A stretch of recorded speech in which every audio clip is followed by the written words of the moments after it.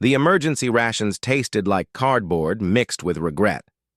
Talon picked at the gray protein bar with one of his 4 crystalline fingers, watching the steam rise from the meager fire they had managed to build in the center of their makeshift camp. 3 months had passed since their transport crashed on this moon, and the reality of their situation was becoming harder to ignore with each passing day. Around him, the other survivors went through their nightly routine. Brix worked tirelessly. On the emergency beacon, her 4 arms moving in perfect coordination as she rewired salvaged components from their destroyed ship. Her green skin had grown pale from stress and inadequate nutrition, but she never complained. The beacon was their only hope of rescue, and everyone knew it. Nara crouched near the fire, cleaning the small creatures she had caught that day. Her feline features were sharp in the firelight, ears constantly twitching at every sound from the dark forest beyond their clearing. She was their best hunter, but even her skills could barely keep them fed. The local wildlife was scarce and skittish, as if something had been hunting them long before the survivors arrived. Then there was David, the human. He sat apart from the others, methodically sharpening his utility knife on a piece of stone. His movements were precise and practiced, the blade catching the firelight with each stroke. Unlike the others, he seemed completely at ease in their predicament. While they worried and planned and fretted about their dwindling supplies, he simply observed and waited. The howl started low and distant, echoing through the trees like a mournful song. Tolan felt his crystalline skin prickle with fear. The sound had become a nightly occurrence, growing closer and more frequent as the weeks passed. Whatever made that noise was big, and it was getting bolder. Brix looked up from her work, all 4 hands freezing in place. Her large eyes reflected the firelight as she scanned the darkness beyond their camp. The howl came again, closer this time, followed by a sound like trees being pushed aside by something massive. Nara stood slowly, her hand moving to the makeshift spear at her side. Her tail twitched with nervous energy as she peered into the forest. During her hunting trips, she had found signs of whatever creature was making those sounds. Claw marks gouged deep into tree trunks, higher than any of them could reach. Tracks in the soft earth that suggested something with 6 legs and enormous weight. Most disturbing were the remains of local predators, their bones cracked and scattered as if they had been nothing more than snacks. The human continued sharpening his knife, seemingly unconcerned by the approaching sounds. His calm demeanor was both reassuring and unsettling to the others. They had learned over the past months that David saw things differently than they did. Where they saw problems, he saw solutions. Where they saw danger, he saw interesting challenges. It was a peculiarly human trait that none of them fully understood. Tolan had studied human psychology during his academic career on Rethani Prime. Humans were known throughout the galaxy for their unusual approach to survival situations. They had a reputation for turning disasters into opportunities and finding ways to thrive in conditions that would break other species. Still, there was a difference between academic knowledge and witnessing it firsthand. Another howl pierced the night, and this time it was answered by a second voice from a different direction, then a third. The creatures, whatever they were, seemed to be communicating with each other, surrounding them. Brix set down her tools and moved closer to the fire. Her engineering mind was already calculating distances and escape routes. The beacon was barely functional, and abandoning it now would mean giving up their only chance of rescue. But staying might mean something worse than being stranded. Nara's ears flattened against her head as she listened to the sounds in the forest. Her hunting instincts told her they were being watched, evaluated, perhaps even stalked. The local wildlife had grown scarcer each week, and she was beginning to understand why. Something was systematically hunting this area clean, and now it was turning its attention to new prey. The fire crackled and popped, sending sparks up into the dark sky. Above them, 2 moons cast pale light through the canopy, creating shifting shadows that seemed to move with malevolent purpose. The forest had grown quiet except for the distant howls, as if every other creature was hiding from whatever was out there. David finally looked up from his knife, testing the edge with his thumb. A small bead of blood appeared where the blade touched his skin. Satisfied with its sharpness, he wiped it clean and slipped it back into its sheath. His movements were casual, almost lazy, as if he were sitting in a comfortable room instead of a dangerous wilderness. Tolan wanted to ask the human what he was thinking, but something held him back. David had a way of answering questions before. They were asked, usually in ways that revealed how differently his mind worked. Instead, Tolan fed another piece of salvaged metal to the fire and tried to ignore the growing chorus of howls surrounding their camp. The night stretched ahead of them, full of unknown dangers and difficult decisions. Their supplies would last, maybe another week if they were careful. The beacon might work if Bricks could find the right components. The local wildlife might provide enough food if Nara could stay ahead of whatever was hunting them all. But as the howls grew closer and more frequent, Tolan began to wonder if they would survive long enough for any of those solutions to matter. The creatures in the forest were getting bolder, and their small group was running out of options. Soon, they would have to make a choice between fighting and fleeing, and neither option offered much hope for survival. David continued to sit quietly by the fire, his eyes reflecting the flames as he watched the darkness beyond their camp. Whatever thoughts passed through his human mind remained hidden behind that calm expression, waiting for the right moment to reveal themselves.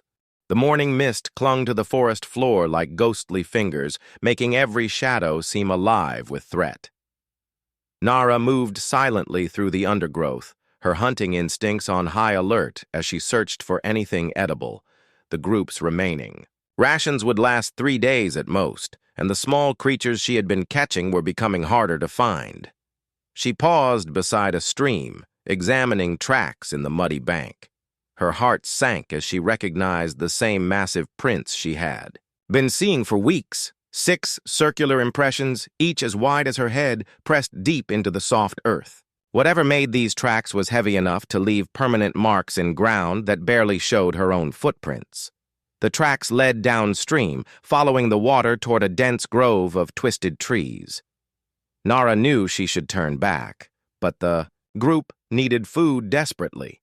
She had spotted movement in that direction earlier, possibly a small herd of the rabbit-like creatures that had become their primary food source.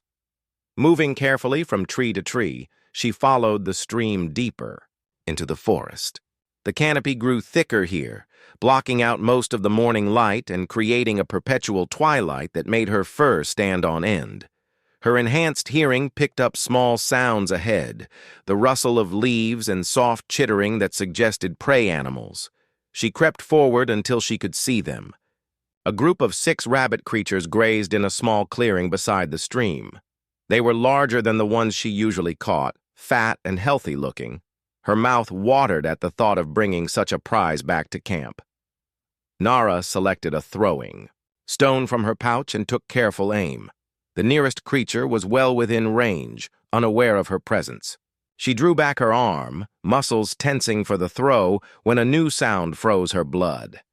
A low rumble came from somewhere behind the grazing animals. The sound was deep and predatory, vibrating through the ground and into her bones. The rabbit creatures bolted instantly, scattering in all directions as something massive moved through the trees on the far side of the clearing. Nara pressed herself against the trunk of the nearest tree, trying to become invisible as whatever was approaching broke. Through the underbrush, the sounds were enormous, branches snapping and bushes being crushed under tremendous weight. She caught glimpses of movement through the foliage, something dark and huge, pushing through vegetation like it was nothing more than tall grass. Then, it stepped into the clearing, and Nara forgot how to breathe. The creature was larger than anything she had imagined. Its body was built like a massive predator, easily 12 feet long and 6 feet high at the shoulder. 6 powerful legs supported its weight, each ending in claws that gleamed like polished metal. Its hide was dark and armored, covered in overlapping plates that looked strong enough to turn aside any weapon they might improvise. But most terrifying were the markings that ran along its sides. Bioluminescent stripes pulsed with a soft blue light, creating patterns that seemed to shift and change as she watched. The glow was hypnotic and beautiful, like looking at stars reflected in dark water. The creature's head was elongated and predatory, with a mouth full of serrated teeth that caught the filtered sunlight.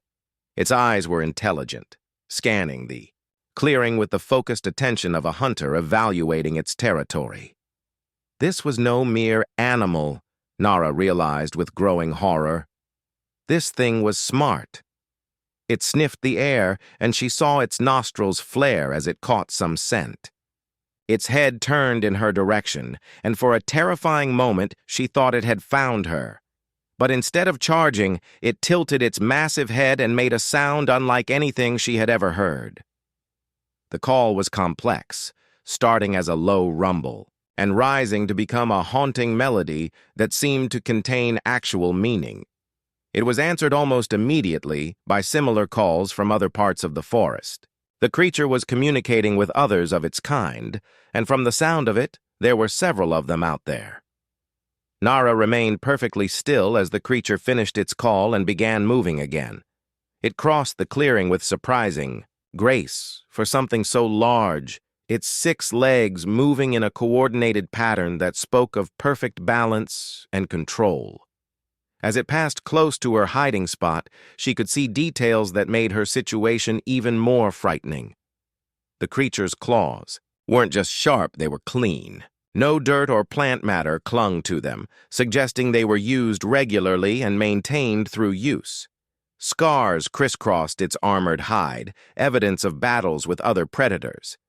This was an apex hunter, something that had fought its way to the top of the food chain and stayed there. The bioluminescent stripes pulsed faster as the creature paused near the stream. Up close, Nara could see that the patterns weren't random.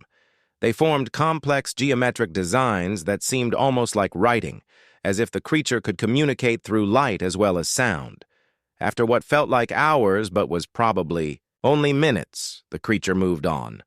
Its calls continued to echo through the forest as it disappeared into the thick vegetation, answered by its packmates from various directions. Nara waited until the sounds faded completely before she dared to move.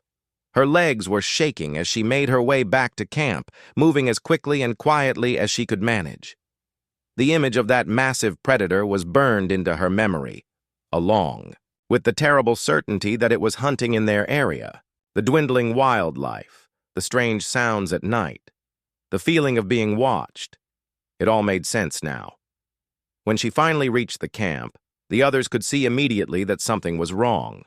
Her fur was standing on end, and her usual, calm demeanor had been replaced by barely controlled panic.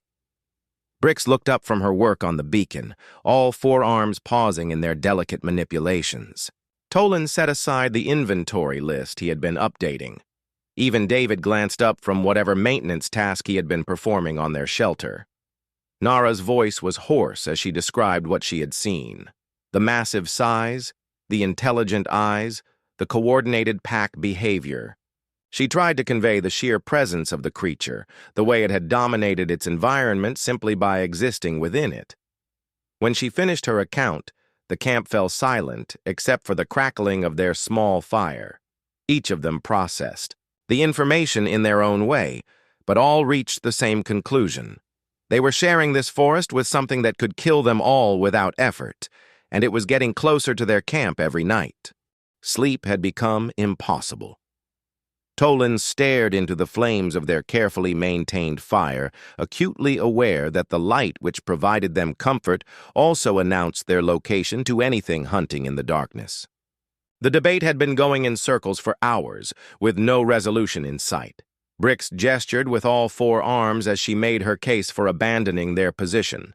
Her engineering mind had calculated their odds of survival in precise, terrifying detail. The beacon was still days away from being functional, assuming she could find the right components.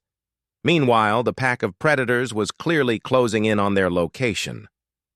Nara supported the idea of moving deeper into the forest, away from the stream where she had encountered the massive creature. Her hunting experience told her that predators often followed water sources, and their current camp sat directly in the path between the stream and what appeared to be the creature's hunting grounds.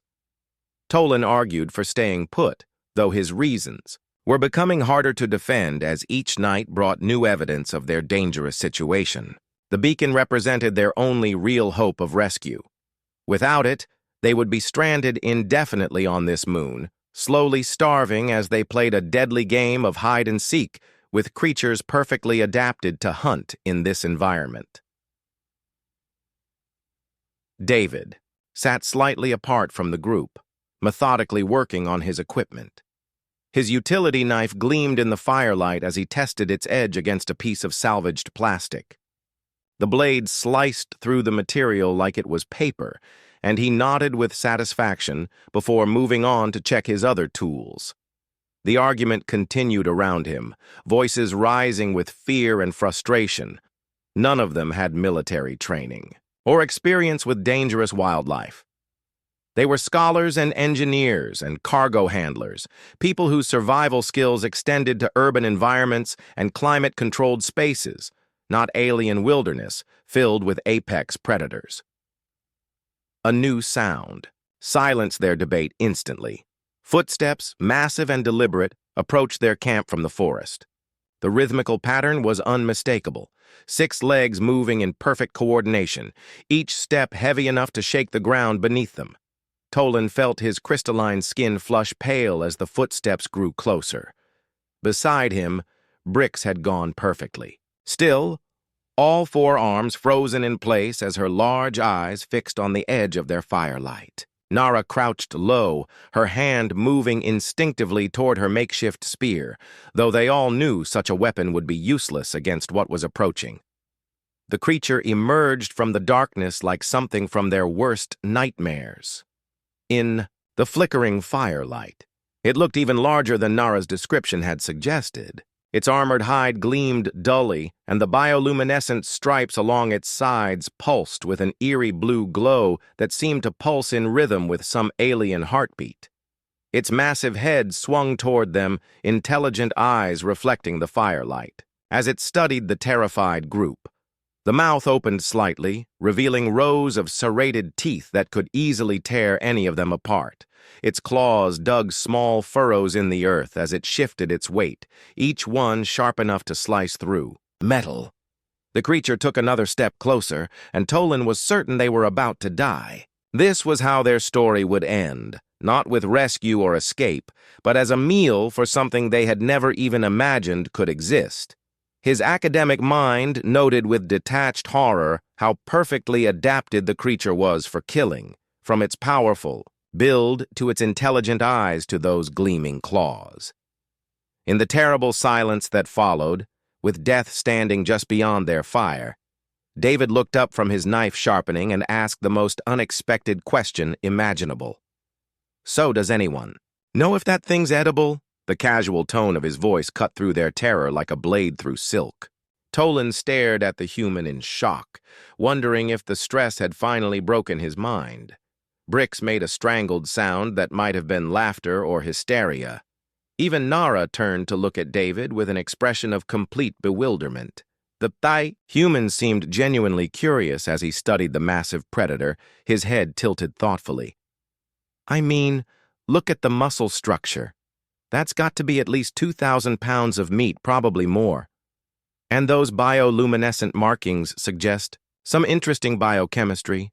David stood slowly, his movements careful but not fearful. The creature watched him with what might have been confusion, its head tilting as it tried to process this strange response to its presence.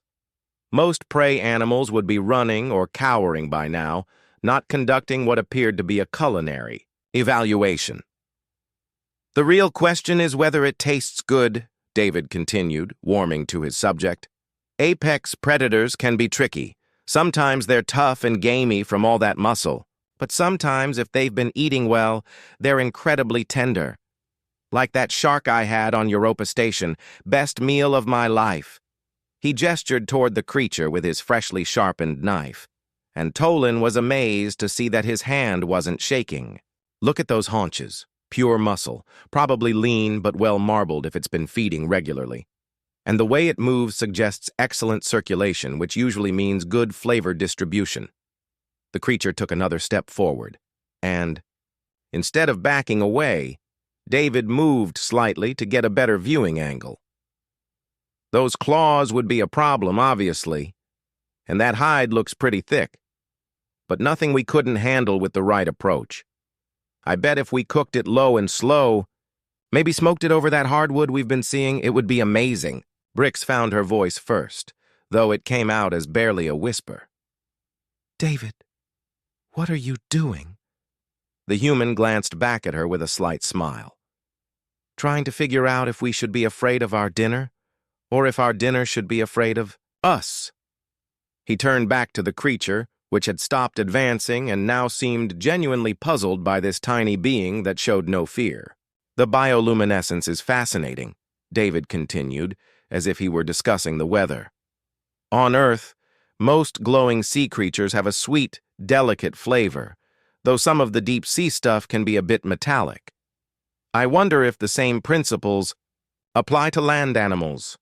The creature made a low, rumbling sound, almost like it was trying to participate in the conversation. David nodded seriously, as if he understood. "Good point. We definitely want to test a small piece first. Make sure it's not toxic, though given the size of this beauty, we could afford to be cautious with our sampling." For the first time since the creature had appeared, Tolan found himself thinking about something other than imminent death. David's calm analysis was infectious, transforming their perception of the situation in ways that seemed impossible. Instead of an unstoppable killing machine, he was making them see a very large, very dangerous animal that happened to be made of meat. The creature seemed as confused as the rest of them by this unexpected response. It had clearly come expecting to find cowering prey, not a small being that was apparently contemplating the best way to cook it. The bioluminescent stripes pulsed faster, perhaps indicating some form of agitation or uncertainty. David noticed the change in the light patterns and nodded approvingly. "See that? Emotional response tied to the bioluminescence. That suggests a sophisticated nervous system. Usually means more complex flavors like the difference between fish and mammals." He looked back at his companions, his expression serious but not frightened. "We're going to need a plan, obviously. Something this size won't go down easy, but I think it's doable. We've got tools, we've got brains, and now we know what we're dealing with." The simple confidence in his voice began to change something in the others. Instead of helpless victims, David was suggesting they could be hunters. Instead of running from their problems, they could literally eat them. The transformation began at dawn. Where there had once been a camp of frightened refugees, there was now something that resembled a military operation. David moved among them with quiet efficiency, turning their survival supplies into hunting equipment with an ingenuity that amazed even Brix's engineering-trained mind. "The key is leverage," David explained, as he lashed salvaged support beams together with strips of fabric torn from their emergency shelter. "Something that big relies on its size and strength. Take those advantages away, and it's just another animal that bleeds." Tolan watched in fascination as the human worked. David's hands moved with practiced skill, creating what he called a spring trap, using pieces of their crashed ship's landing gear. The mechanism was elegantly simple. When triggered, it would drive a sharpened metal spike with enough force to penetrate even armored hide. "You've done this before," Nara observed, her hunter's instincts recognizing expertise when she saw it. David shrugged as he tested the tension on his improvised weapon. "Grew up on a farming moon. When the crop eaters got too bold, we dealt with them ourselves. Had to learn fast or we went hungry." He smiled grimly. "Some of those things were bigger than our livestock. Made good eating, though. Brix found herself drawn into the project despite her initial skepticism. Her forearms proved invaluable as David showed her how to modify their emergency beacon's power cells into electrical traps. "The current won't kill something that size," she said as she carefully adjusted the wiring. "But it should slow it down considerably." "That's all we need," David replied. "Wounded predators make mistakes. Angry ones make even more." He pointed to the tracks Nara had found near their camp. "Look at the spacing. This thing is used to being the biggest, baddest creature in its territory. It's not going to expect organized resistance." The plan was complicated but logical. They would use Nara's hunting skills to track the creature to its preferred feeding ground. Brix would set up the electrical traps along the likely escape routes. Tolan would coordinate the timing using hand signals, while David positioned himself, with the spring trap at the most probable attack point. "What if there's more than one?" Tolan asked, studying the multiple sets of tracks they had found around their camp perimeter. David considered this seriously. "Then we adapt. Predators like this usually hunt alone unless they're family groups. If we take down the alpha, the others might back off. If not," he hefted his sharpened utility knife, "we get creative." Nara spent the morning scouting their hunting ground, a natural clearing near the stream where the creature had been feeding on local wildlife. Her feline instincts mapped every tree, every boulder, every possible hiding place. When she returned, her report was thorough and professional. "It comes from the north, always the same path.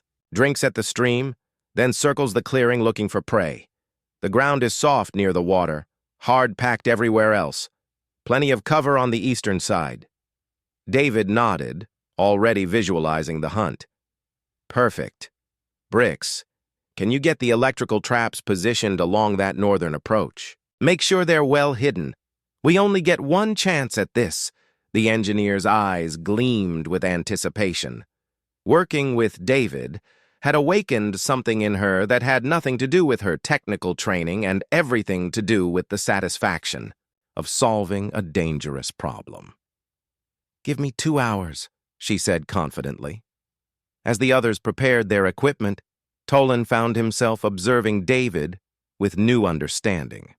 The human's approach to their situation revealed something fundamental about his species. Where other beings saw insurmountable obstacles, humans saw puzzles to be solved. Where others saw certain death, humans saw interesting challenges. "You're not afraid," Tolan said, more statement than question. David paused in his weapon preparation. "Of course I'm afraid. Fear keeps you alive in situations like this. But being afraid doesn't mean being helpless." He tested the edge of his knife against his thumb, nodding with satisfaction. "The thing about fear is, you can choose what to do with it. Most people let it paralyze them. Better to let it sharpen your focus." The afternoon passed quickly as they put their plan into motion. Brix positioned her electrical traps with an engineer's precision, each one carefully concealed and perfectly placed to channel their quarry toward David's position.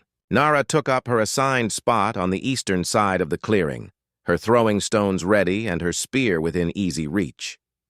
Tolan found himself in the unusual position of battlefield coordinator, something his academic training had never prepared him for. But David's confidence was contagious, and he discovered reserves of courage he hadn't known he possessed. As evening approached, they took their positions and waited. The forest grew quiet around them, as if every other creature sensed that something significant was about to happen. The only sounds were the gentle flow of the stream and the soft whisper of wind through the leaves. Then they heard it, the familiar rhythm of 6 massive feet moving through the forest with predatory purpose. The creature was approaching along its usual route, completely unaware that this time the prey was ready. David crouched beside his spring trap, every muscle tensed for action. In the fading light, his eyes gleamed with an intensity that would have been familiar to any apex predator. The human was no longer hiding from the hunt. He had become part of it. The creature emerged from the forest exactly where Nara had predicted. In the twilight, it looked even more formidable than before, its bioluminescent stripes providing an eerie glow as it surveyed the clearing. But this time, instead of cowering in fear, 4 minds worked in perfect coordination to bring it down. Brix's first trap activated as the creature stepped on the concealed pressure plate. Electrical current surged through its front leg, causing it to stumble and roar in pain and surprise. Before it could recover, the second trap triggered, sending another shock through its nervous system. The creature spun toward the source of the attacks, directly into the path David had predicted. Nara's throwing stone struck it squarely between the eyes, not causing serious damage, but adding to its confusion and rage. And then David's spring trap released with a sharp crack that echoed across the clearing. The sharpened spike drove deep into the creature's flank, finding the gap between armored plates that Nara had identified during her scouting. The hunt had begun in earnest, and for the first time since crashing on this moon, the humans and their allies were no longer the prey. The smoke from their cooking fire carried a rich, savory aroma that would have seemed impossible just days before. David knelt beside the massive carcass, his hands working with practiced efficiency as he explained the finer points of field dressing to his fascinated audience. "The key is working quickly while the meat is still fresh," he said, his knife sliding cleanly between joints with surgical precision. "See how the muscle fibers run here? Cut against the grain, and you'll get much more. Tender pieces." Brix watched with all 4 eyes as David demonstrated proper butchering technique. Her engineering mind appreciated the mechanical logic of it all, the way leverage and sharp tools could reduce even something as massive as their former tormentor into manageable portions. "The electrical traps worked perfectly," she said with obvious pride. The muscle contractions from the shocks actually helped tenderize the meat. The hunt had been brutal but brief.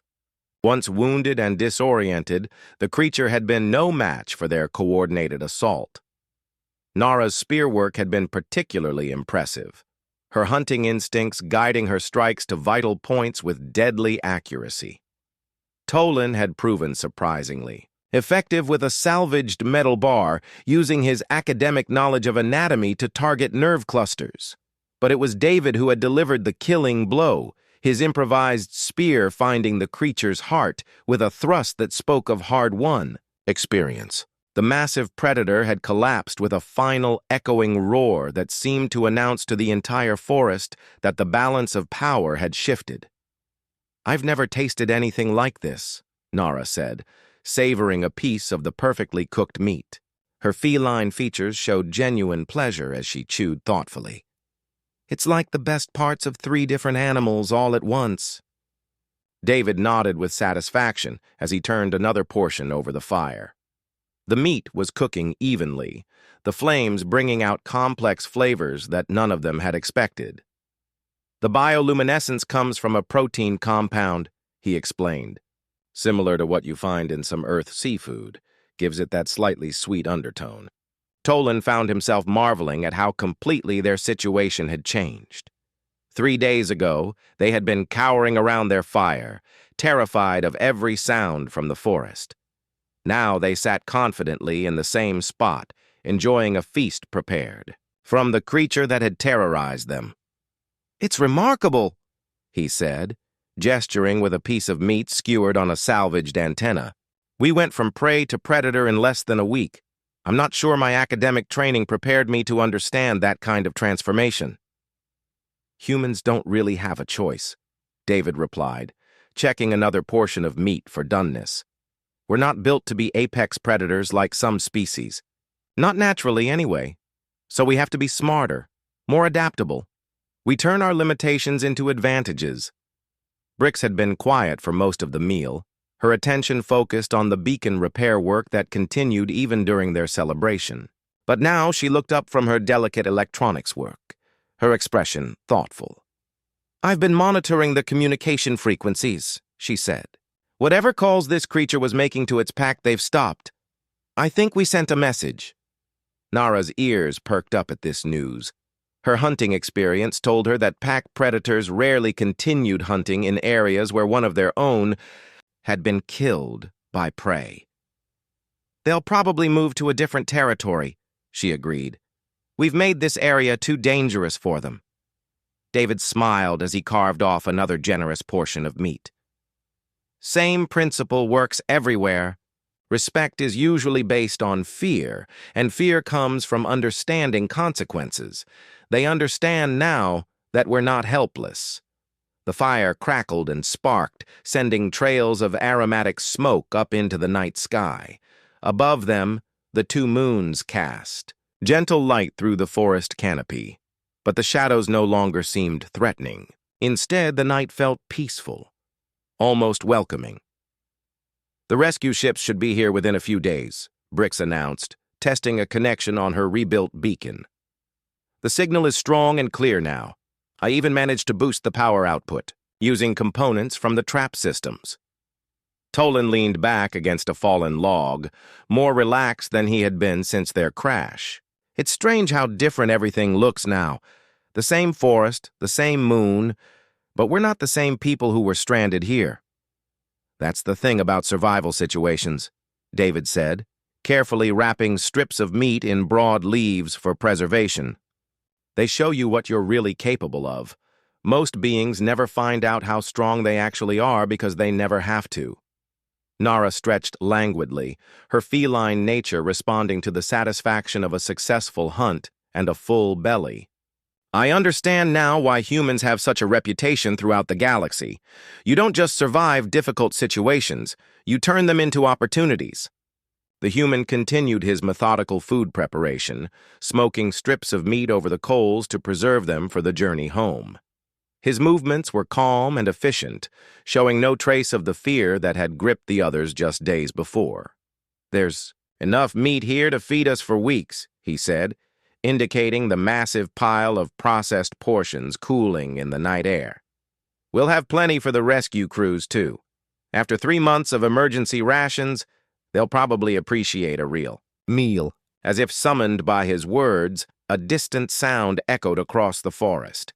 Not the terrifying howl they had learned to fear, but the clean mechanical hum of approaching spacecraft. Brix's beacon had worked perfectly, guiding their rescuers directly to their location. The irony wasn't lost on any of them. They had spent months desperately hoping for rescue, and now that it was finally arriving, they were no longer desperate. The forest that had once seemed like a death trap now felt like a place where they had discovered their own strength. "I almost don't want to leave," Tolan admitted, watching the lights of the rescue ships grow brighter against the star-filled sky. "This place taught us something important about ourselves." David stood and brushed the dirt from his hands, satisfied. With his food preparation work, around him his companions were packing their salvaged equipment and preparing for rescue, but there was no urgency in their movements, no panic or relief. They were leaving as different people than they had arrived. The rescue ships landed in their clearing with practiced efficiency, their crews amazed to find not desperate survivors but a confident group sharing a feast around a well-maintained fire. When the rescue team asked about their experiences, David simply gestured toward the massive pile of perfectly prepared meat. "We had some trouble with the local wildlife at first," he said casually. "But we worked it out. The rescue crews would spend weeks trying to understand how 4 stranded civilians had managed to kill and process an apex predator that their own xenobiologists classified as nearly impossible to hunt safely. The reports would eventually become required reading at survival training academies throughout the galaxy. But for David and his companions, the real lesson was simpler. Fear was just another problem to be solved, and problems always had solutions if you were willing to think differently about them. As they boarded the rescue ships with their supplies of exotic meat, each of them carried something more valuable than food. They had learned that survival wasn't about being the strongest or the fastest or the most naturally equipped for danger. It was about being willing to ask the right questions when everyone else was paralyzed by the wrong fears. Months later, when they told their story in comfortable spaces far from that dangerous moon, People would marvel at their courage and ingenuity. But they would remember David's simple question that had changed everything, the moment when certain death became an interesting dinner option. So, does anyone know if that thing's edible? It was, as it turned out, delicious.